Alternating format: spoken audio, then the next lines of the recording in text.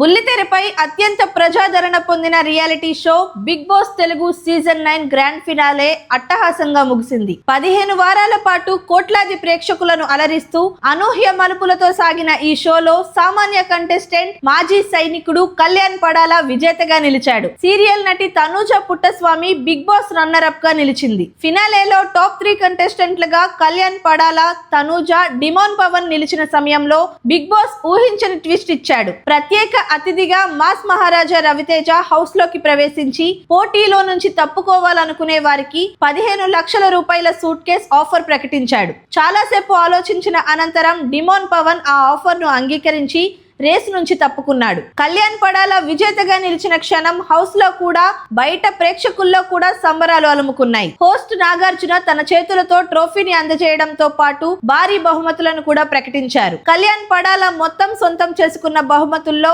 35 లక్షల రూపాయల నగదు, మారుతి సుజుకి విక్టోరిస్ కారు, అలాగే రాఫ్ టైల్స్ నుంచి ప్రత్యేకంగా 5 లక్షల రూపాయల అదనపు బహుమతి ఉన్నాయి. సాధారణ పౌరుడి నుంచి బిగ్ బాస్ టైటిల్ విజేతగా ఎదిగిన కళ్యాణ్ పడాల ప్రయాణం ప్రేక్షకుల మనసుల్లో చిరస్థాయిగా నిలిచిపోయింది.